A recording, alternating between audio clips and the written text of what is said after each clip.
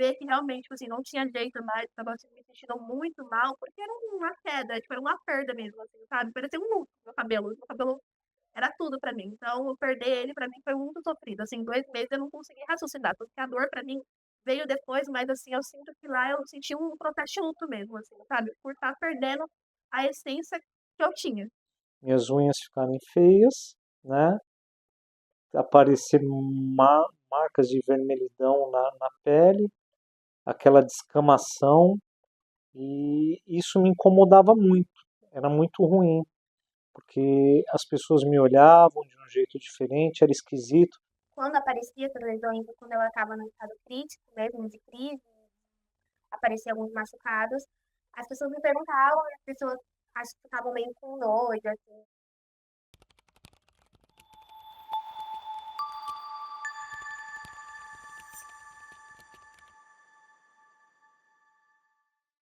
Tá, então vamos lá. Doenças autoimunes são doenças em que o nosso sistema imunológico, que é o sistema nosso de defesa, né, o que protege o nosso corpo contra patógenos, né, que são organismos externos, ele passa a atacar tecidos saudáveis do próprio organismo. Então, o nosso próprio corpo vai lá e produz células, que são os anticorpos, que vão ter, então, como alvo células do próprio organismo. É o corpo atacando o próprio corpo, tá? Por conta disso que às vezes que o tratamento ele é mais difícil, né? Por conta que a gente não tem como barrar algo que acontece do nosso corpo, tá? As doenças autoimunes, elas não têm realmente uma causa em si, elas são multifatoriais, tá? Então, elas são determinadas por diversos fatores, entre eles, principalmente, fator genético, né? Então, esse paciente tem geralmente uma predisposição genética envolvida, associado também a fatores ambientais que vão funcionar como gatilho para daí o início dessa doença, né? E entre fatores ambientais, nós podemos relatar infecções virais, infecções bacterianas, alterações hormonais, início de alguma droga, né, algum medicamento, e também entra aí o fator do estresse, né, a questão emocional associada, que tem muita relação com as doenças autoimunes. Então, geralmente elas surgem por conta de um gatilho em um paciente já predisposto a ter essa condição.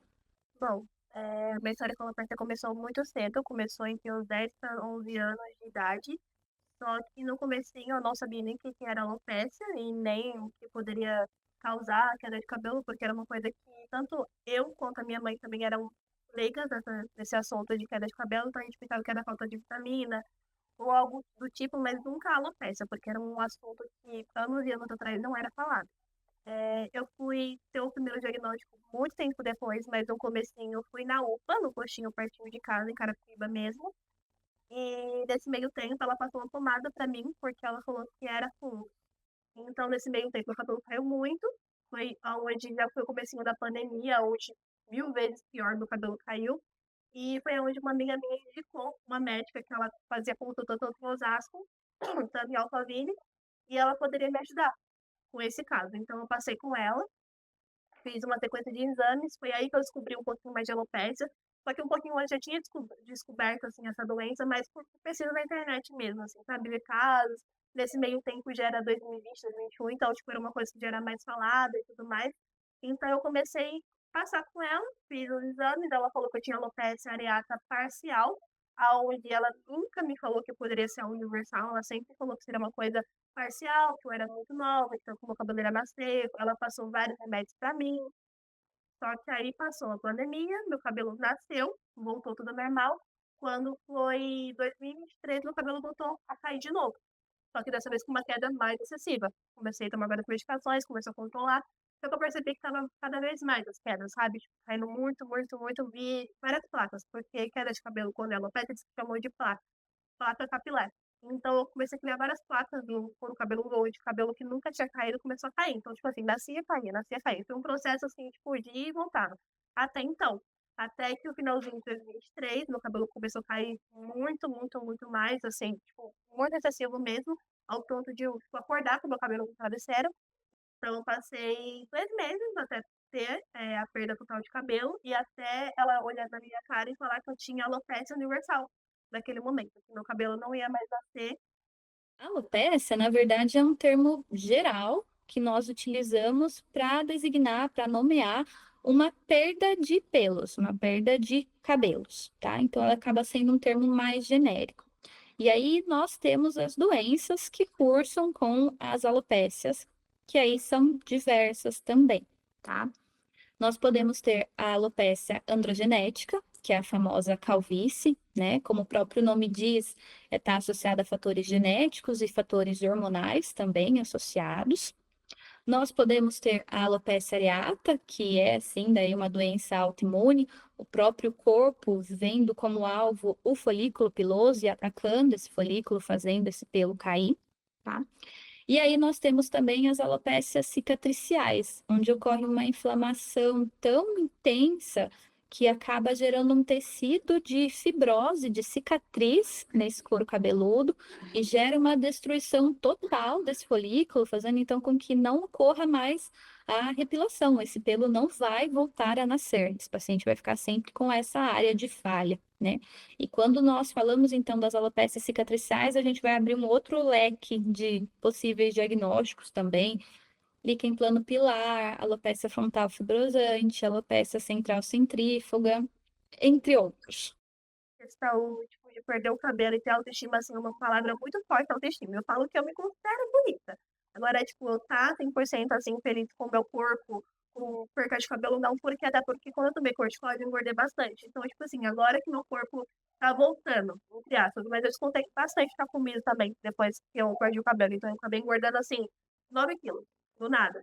Então, pra mim, tá sendo um processo ainda bastante sofrido. Eu tô me acostumando, voltando ainda ao normal, criando uma nova rotina. Eu acho que agora que eu desacelerei um pouco, sabe? Tipo, a minha cabeça, eu voltei a entender quem eu sou, como eu sou, e realmente eu vou conviver com isso para sempre, eu tenho que voltar a me acostumar e voltar a ter autoestima.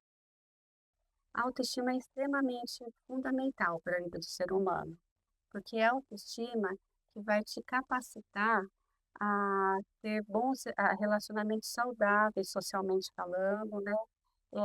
Vínculos familiares também saudáveis, né?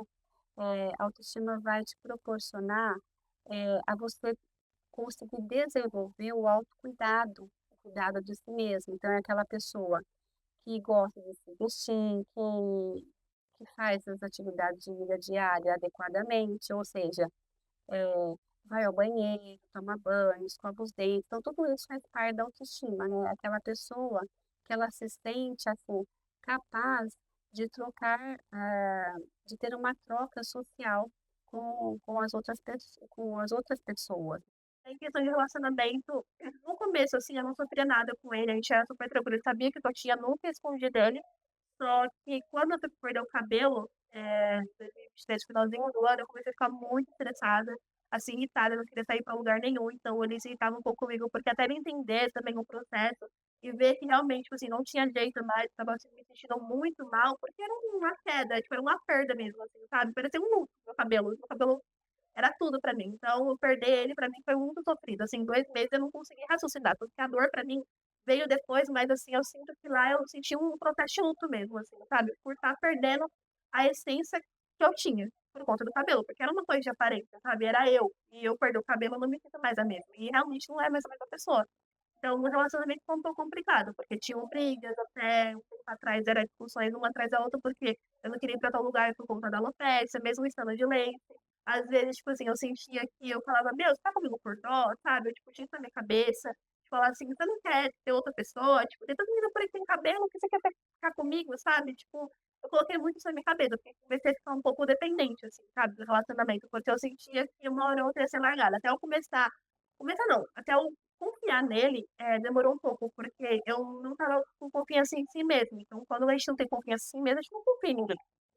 Com 25 anos estava casado, meu filho nasceu, o trabalho, muita cobrança, a ansiedade muito grande.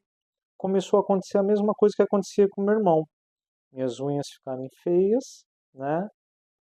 Aparecer marcas de vermelhidão na pele, aquela descamação, E isso me incomodava muito, era muito ruim, porque as pessoas me olhavam de um jeito diferente, era esquisito, caía muito às vezes no ombro, parecia que era caspa, e na verdade não era. Daí o que que aconteceu, né? Minha esposa sempre foi muito ligada a questões da saúde, e ela, Fernandes, vai fazer um exame para a gente ter certeza, para poder tratar de maneira correta.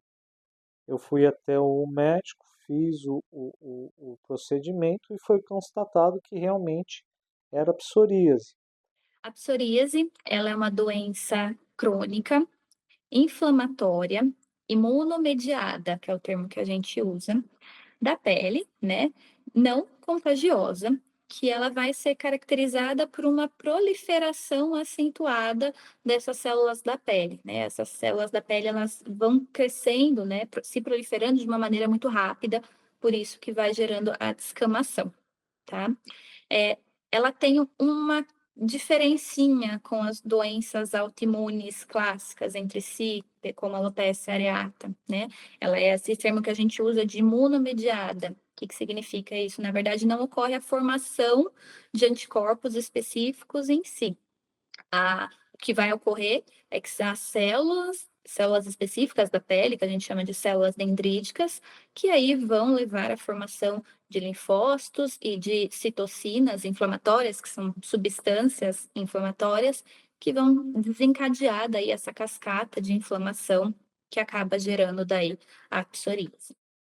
Tenho diversos exemplos para te falar que me levaram a um constrangimento. Certa vez eu estava numa feira da empresa trabalhando e ali falando sobre os produtos, as pessoas pegavam, acabavam saindo da questão que era o produto para perguntar o que eu tinha na unha, o que eu tinha na pele, o que era isso, né? E sempre naquela insistência, não é que é uma pessoa, a maioria das pessoas reparam e ficavam tocando nesse assunto. Isso é muito constrangedor, é muito chato, né? Até eu aprender a lidar com isso, a me acostumar, sempre as minhas conversas eram de mão fechada, de maneira que minhas unhas não aparecessem, né? Sempre o frio acabava favorecendo por roupas mais compridas, né? Isso também escondendo algumas manchas da pele. Cortar o cabelo, eu sempre encontrei dificuldade um pouco, porque eu tinha que tranquilizar o cabeleireiro. Falava, olha, quando era a primeira vez, né? Quando ele já me conhecia, já sabia o processo, me falava, olha, pode ficar tranquilo, minha cabeça tem umas manchas vermelhas, tem uma descamação, não é caspa, não é transmissível, não vai afetar outra pessoa. Se houver sangramento também, tudo bem, pode cortar, porque isso é psoríase, isso não contamina. Então, assim, sempre você tinha que ter. Eu, de certa maneira, até não tinha tanto problema com isso, porque eu sempre fui um pouco mais falador, né? Eu gostava de conversar. Agora eu fico pensando nas pessoas que são mais retraídas. Se eu já encontrava dificuldade conversando, imagina quem não conversava para falar isso. Eu acho que doía muito mais, incomodava muito mais do que o que eu já passava, né? Quando eu era criança, principalmente, as pessoas não entendiam e eu não sabia também, como que é a palavra? Eu não conseguia ter uma imposição sobre isso, assim, sabe? De conseguir ter confiança sobre e conseguir ter segurança sobre o que eu estava falando. Então, quando aparecia essas lesões, quando ela estava no estado crítico mesmo, de crise, apareciam alguns machucados, as pessoas me perguntavam e as pessoas acho que ficavam meio com nojo, assim. A minha mãe fazia o que ela conseguia, então ela utilizava medicamentos, ela fazia medicamentos caseiros mesmo, tipo, em casa, o que dava pra fazer, algumas ervas, ela fazia umas misturas, assim, e fazia, arrancava. Eu tinha, sempre tive no couro cabeludo, então ela pegava uma faca, utilizava esse medicamento caseiro para meio que amolecer e tirava, assim, fazia esse movimento, assim, de ela mesma tentar tirar com o que ela conseguia com a faca e com esse remédio. Mas sempre foi muito difícil, era difícil porque era doloroso, não é assim que funciona, né? Toda vez quando ela utilizava essa forma de medicamento, machucava, né? essa questão do paciente, né, recorrer geralmente a, a produtos, né, a cosméticos que não são reconhecidos cientificamente, né, pela farmacologia, por exemplo, o uso de chás, né, o uso de cremes, de pomadas, até mesmo superstições que às vezes o vizinho fala para fazer, né, e até mesmo ir à farmácia e pedir para o farmacêutico indicar uma pomada e passar assim, sem uma prescrição adequada, né? Por que que eles fazem isso? Porque os pacientes, eles muitas vezes não buscam, né, a ajuda profissional logo no início do sintoma. Eles vão esperando, talvez essa pomada vai resolver, eu estou sem tempo, eu vou ficar na fila da unidade básica de saúde, vai demorar para eu ser atendido. Outras situações, procura o profissional, mas não tem um diagnóstico correto. Então, por exemplo, a gente tem pacientes assim, de psoríase que ficou 5 anos à procura, recebeu todo tipo de diagnóstico, urticária, escabiose, mas menos de psoríase, que tem um tratamento adequado, né? Eu tinha um sítio, uma chácara, e eu ia até lá e gozava. E o rapaz que cuidava dos animais, ele falava: Não, esse problema que você tem é um problema que dá na unha do cavalo. Meu, e de tanto o cara insistir, e eu constrangido com aquilo, eu acabei, tá bom, me traz um pouco do remédio para usar. Rapaz, eu acho que foi a pior coisa que eu fiz na minha vida, porque eu colocava o remédio nas unhas, ele tinha um cheiro um pouco forte, desagradável, e eu tinha que dormir com aquilo, né? E eu tinha que colocar até luva para isso não melecar, não sujar, enfim, a minha esposa. Esse foi a pior experiência, né? E assim, de uma indicação de uma pessoa nada a ver. Porque você acaba se sujeitando, né? Você também quer se ver livre da doença, dessa coisa chata. A desinformação, ela acaba gerando o preconceito.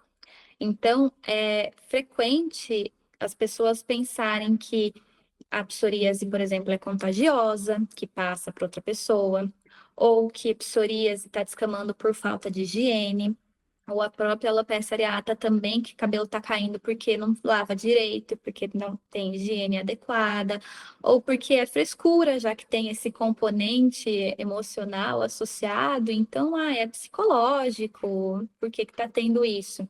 E tudo isso acaba gerando os estigmas para os pacientes. Olha, conviver com uma coisa que afeta a aparência, seja qual for a doença, é muito complicado. Porque uma pessoa indiferente do que você está acostumado a ver é muito chamativo. Então, tipo assim, ver 4 mulheres, do nada uma pessoa careca ali, chama atenção. Não adianta. Seja, tipo, pelo lado positivo ou negativo da coisa, porque tem coisa de gosto, tem gente que acha lindo, maravilhoso, tem gente que fala assim, nossa, que horrível.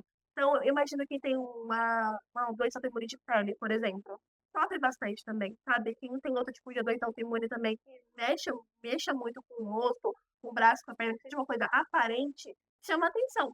Então, um conselho, assim, uma dica que eu falo é, tipo assim, ignora, assim, sabe? Tipo, pega a sua vida, coloca a cabeça pra subir mesmo, assim, sabe? Tipo, tá super tranquilo, porque quando a gente mostra a nossa força, a nossa autoestima, assim, não que esteja 100% bem, mas eu falo assim, não por fingir, mas por mostrar que você tá bem com aquilo, as pessoas param de falar. A mensagem principal que a gente tem que deixar é que não existe cura, mas existe sim tratamento. Então, para esses pacientes procurarem um serviço especializado, procure um médico especialista nessa área, porque ele vai te orientar, vai te examinar, vai ver qual que é o melhor tratamento para você, muito pensando nessa questão também da qualidade de vida. E para a população em geral, a mensagem que fica é essa de informação, né? A gente levar informação para a população para diminuir essa questão do preconceito e do estigma que traz a doença de pele, não só a psoríase areata em si, mas a grande maioria das doenças de pele, o grande problema é essa questão, né, de aparência, de estigma, de vergonha do paciente. Então, acho que essas são as mensagens aí principais que a gente tem que levar para a população.